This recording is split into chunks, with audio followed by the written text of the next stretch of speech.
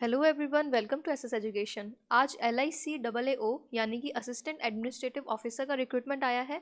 तो ये काफ़ी अच्छी न्यूज़ है आप सबके लिए। 2019 का ये पहला रिक्रूटमेंट है जो नोटिफिकेशन अभी निकला है। तो इसके बारे में आपको कुछ चीज़ें बता देती हूँ और कुछ चेंजेस हैं जो इस नोटिफिकेशन में हुए हैं वो भी मैं आपको बता देती हूँ। ठीक है। सबसे पहली चीज़ कि इसमें वैकेंसी निकली है 590, जिसमें AAO जर्नलिस्ट की जो वैकेंसी है वो है टोटल 350। इसमें जनरल की है 140 और EWS, देखो यहाँ पर EWS भी इन्होंने इंक्लूड कर दिया है, इसकी है 35 और SC ST और OBC की टोटल वैकेंसी 590 है। अगर आप जर्नलिस्ट से भरेंगे तो आपको जनरल की वैकेंसी मिलेगी 140। ये तो हुई वैकेंसी की बात। अब आगे जो चीज़ें हैं वो मैं आपको बता देती हूँ। जो इसमें ऑनलाइन एप्लीकेशन स्टार्ट हुआ है वो आज से हुआ है, 2 तारीख से। तो 2 मार्च से 22 मार्च तक आप ऑनलाइन एप्लीकेशन फॉर्म इसमें भर सकते हैं। और प्री जो एग्ज़ाम होगा वो होगा 4 से 5 मई तक। ठीक है।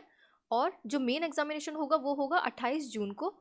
तो आपके पास अभी काफ़ी टाइम है, अभी मार्च स्टार्ट ही हुआ है, तो आपके पास मार्च और अप्रैल ये 2 महीने हैं इसकी तैयारी करने के लिए। और मेंस की तैयारी करने के लिए आपके पास 3 महीने हैं, क्योंकि आपको मई का टाइम भी मिलेगा।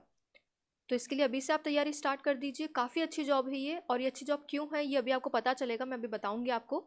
तो सबसे पहले देख लेते हैं एलिजिबिलिटी कंडीशंस। इसमें मिनिमम आपकी एज होनी चाहिए 21 ईयर्स और मैक्सिमम होनी चाहिए 30 ईयर्स। ठीक है। SC ST के लिए रिलैक्सेशन है कोई। एजुकेशन क्वालिफिकेशन देख लीजिए। यहाँ पर AAO जर्नलिस्ट के लिए आपके पास किसी भी रिकॉग्नाइज्ड यूनिवर्सिटी या इंस्टीट्यूशन की बैचलर्स की डिग्री होनी चाहिए। 60% क्राइटेरिया जो होता है मेनली इनमें, वो इन्होंने हटा दिया है, वो नहीं है। तो ये काफ़ी अच्छी न्यूज़ है उन सभी के लिए जिनके 60% से कम मार्क्स होते हैं और वो काफ़ी फॉर्म्स भर नहीं पाते। तो ये फॉर्म आप भर सकते हैं, तो इसलिए अच्छे से तैयारी कीजिए। उसके बाद IT, चार्टेड अकाउंटेंट और एक्चुरियल और राजभाषा, इनके लिए भी अलग अलग पोस्ट है। उसके बाद अगर हम इनमें बेनिफिट्स की बात करें और इसकी बेसिक पे की बात करें, तो देखो यहाँ पर बेसिक पे इसकी है 32,795 पर मंथ। तो काफ़ी अच्छी ये बेसिक पे है, इसलिए मैं बोल रही हूँ ये काफ़ी अच्छी जॉब है। और इसमें अगर आप देखो कि ए क्लास सिटी जो है, यहाँ पर आपकी पर मंथ सैलरी जो है वो होगी 56,000 पर मंथ, सारे अलाउंसेज और सिटी कंपनसेशन अलाउंस मिलाकर। ठीक है। तो आप कहीं पर भी लगो आपको ऑलमोस्ट 50,000 पर मंथ मिलेंगे। इसके बाद यहाँ पर सर्विस कंडीशन अगर देखें तो इसमें इसने ये लिखा है कि आपको कहीं भी इंडिया में कहीं भी पोस्ट कर सकते हैं। प्रोबेशन पीरियड जो होगा वो इसमें 1 साल का होगा।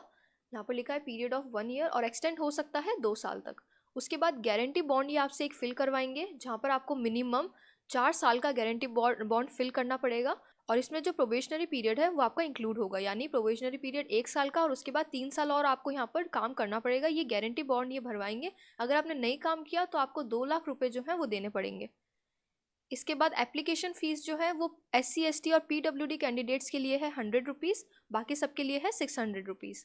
सिलेक्शन प्रोसीजर जो मेन इसमें चेंजेस हुए हैं वो ये है कि देखो 3 फेज़ में एग्ज़ाम होगा, प्री, मेंस और इंटरव्यू। ठीक है। प्री के लिए हमेशा जो हमारा पैटर्न होता है वो ये होता है रीजनिंग, क्वांट और इंग्लिश। अब यहाँ पर देखो क्या हो गया, रीजनिंग क्वांट इंग्लिश है तो सही, लेकिन इंग्लिश के जो ये मार्क्स हैं ये सिर्फ क्वालिफाइंग नेचर के हैं। यहाँ पर मैं आपको बता देती हूँ, English language test will be of qualifying nature and marks in English language will not be counted of for ranking. ठीक है। तो जब आपकी फाइनल लिस्ट बनेगी वो सिर्फ 70 मार्क्स की बनेगी। यहाँ पर देखो इन्होंने 70 मार्क्स लिख रखे हैं। तो इंग्लिश में आपको मिनिमम क्वालिफाइंग मार्क्स लाने हैं। कितने हैं minimum qualifying marks? SC ST के लिए है 9 और अदर्स के लिए है 10। तो आपको 30 में से 10 मार्क्स तो लाने ही हैं इंग्लिश में अगर आपको क्वालिफाई करना है तो। लेकिन इंग्लिश के मार्क्स आपके लिस्ट में नहीं जुड़ेंगे। आपको 70 मार्क्स यानी कि 35 और 35, इन दोनों में से आप जितने भी मार्क्स लाओगे उसके अकॉर्डिंग आपकी मेरिट बनेगी, उसके अकॉर्डिंग आप मेंस के लिए सेलेक्ट होगे। तो ये काफ़ी बड़ा चेंज जो इन्होंने करा है, उन स्टूडेंट्स के लिए काफ़ी अच्छा है जिनकी इंग्लिश वीक है, लेकिन उन स्टूडेंट्स के लिए शायद ये अच्छा नहीं है जिनकी इंग्लिश ऑलरेडी स्ट्रांग थी।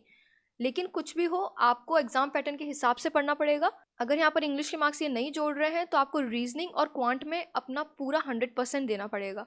ठीक है। अब यहाँ पर अगर हम फेज़ 2 की बात करें जो कि है मेन एग्जामिनेशन, यहाँ पर देखो ये 300 मार्क्स का होगा। इसमें जो इन्होंने करा है वो ये है कि इसमें 4 सब्जेक्ट्स हैं आपके पास।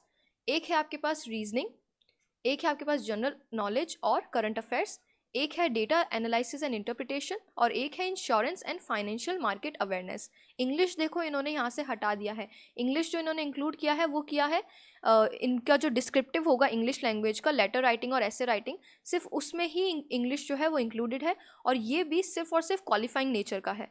यहाँ पर देखो English language test will be of qualifying nature, और इसके भी मिनिमम मार्क्स है 25 में से आपको डिस्क्रिप्टिव में लाने पड़ेंगे 10 मार्क्स। तो इसमें भी इंग्लिश इन्होंने मेंस में इंक्लूड नहीं करा है। तो अब देखो जो बाकी 4 सब्जेक्ट्स हैं उनके बारे में कुछ बात कर लेते हैं। एक और चेंज जो इन्होंने ये करा है वो ये है कि रीजनिंग में 30 क्वेश्चन आएंगे 90 मार्क्स के, और इसमें भी आपको मिनिमम क्वालिफाइंग मार्क्स लाने पड़ेंगे। अब देखो मिनिमम क्वालिफाइंग मार्क्स क्या है, इसके 50%। अगर आप जनरल कैटेगरी से हो तो देखो 90 में से आपको 45 मार्क्स तो लाने ही पड़ेंगे अगर आपको ये क्वालिफाई करना है तो, ठीक है। तो काफ़ी ज़्यादा स्कोर है, 50% आपको हर एक सब्जेक्ट में लाने पड़ेंगे। और इसमें ड्यूरेशन भी इन्होंने दिया है हर एक सब्जेक्ट का अलग। तो रीजनिंग के लिए आपको मिलेंगे 40 मिनट्स 30 क्वेश्चंस को सॉल्व करने के लिए। उसके बाद जनरल नॉलेज और करंट अफेयर्स, इसका एक अलग सेक्शन इन्होंने बना दिया है जिसमें 30 क्वेश्चंस आएंगे, 60 मार्क्स के होंगे और मिनिमम आपको 30 मार्क्स लाने ही पड़ेंगे, और इसके लिए आपको मिलेंगे 20 मिनट्स। उसके बाद अगर हम बात करें तो है डेटा एनालिसिस एंड इंटरप्रिटेशन, इसके हैं 30 क्वेश्चंस 90 मार्क्स, और इसमें भी आपको 45 मार्क्स लाने चाहिए। फिर आएगा insurance and financial market awareness. तो इंश्योरेंस का देखो इन्होंने एक अलग से पूरा सब्जेक्ट बना दिया है, करंट अफेयर्स में इंक्लूडेड नहीं है। तो इंश्योरेंस और फाइनेंशियल मार्केट अवेयरनेस आपको बहुत अच्छे से तैयार करके जाना पड़ेगा, क्योंकि इसके 60 मार्क्स होंगे और 60 में से आपको 30 मार्क्स चाहिए। तो इसलिए इंश्योरेंस और फाइनेंशियल मार्केट अवेयरनेस बहुत अच्छे से तैयार करके जाना है इस एग्ज़ाम के लिए। तो ये मेंस हो जाएगा। मेंस के बाद आपका एक इंटरव्यू होगा। तो ये एक चेंज था जो इन्होंने काफ़ी, जो इम्पोर्टेंट चेंज है वो इन्होंने करा है बाकी एग्जाम से रिलेटेड, तो ये आप ध्यान रखना।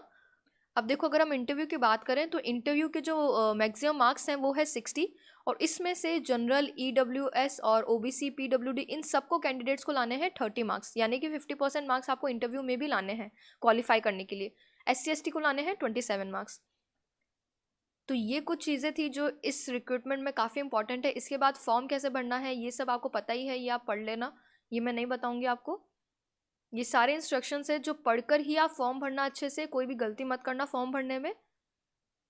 और इसके बाद इन्होंने जो भी प्री एग्ज़ाम है जो 4 और 5 मई को होगा उसमें आपके जहाँ पर भी सेंटर्स हैं वो बताए हैं। तो ये था पूरा नोटिफिकेशन LIC-AAO का।